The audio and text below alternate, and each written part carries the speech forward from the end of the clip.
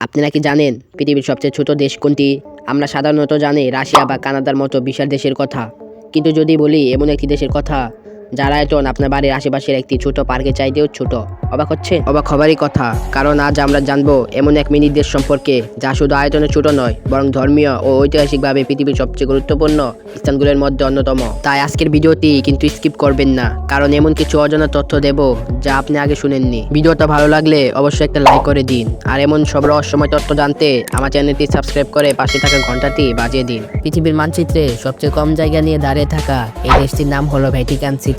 বিশ্বাস করুন বা না করুন, এর মোট আয়তন মাত্র 0.44 বর্গ কিলোমিটার, যা আপনার দেশের অনেক বড় বড় বিশ্ববিদ্যালয়ের ক্যাম্পাসের চেয়েও এটা ছোট।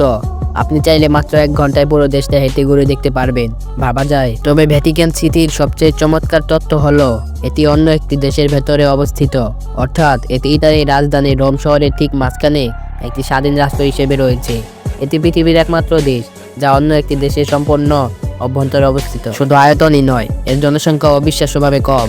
এই দেশের স্থায়ী নাগরিকের সংখ্যাও মাত্র 500 থেকে 600 জনের কাছাকাছি, যাদের বেশিরভাগই যাজক, সিস্টার এবং গার্ড। ভ্যাটিকান সিটির গুরুত্ব এর ক্ষুদ্র আয়তনের বিপরীত। এটি হলো ক্যাথলিক খ্রিস্টানদের প্রধান ধর্মীয় কেন্দ্র।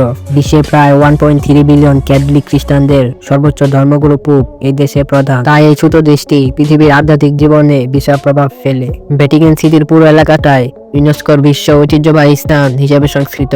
এই দেশে রয়েছে বিখ্যাত Saint Peter's basilica, Vatican museum এবং সিস্টিন চ্যাপেলের মতো বিশ্ববিখ্যাত স্থাপন ও শিল্পকর্ম, যা দেখতে প্রতি বছর লাখ লাখ পর্যটক ভিড় করে। তাহলে দেখলেন তো বন্ধুরা, আকারে ছোট হলো ভ্যাটিকান সিটি, তার ইতিহাস, ধর্মীয় গুরুত্ব এবং অসাধারণ স্থাপনের কারণে কতটা বিশাল। এটা প্রমাণ করে যে ছোট হলেও অনেক কিছুতে শ্রেষ্ঠ হওয়া যায়।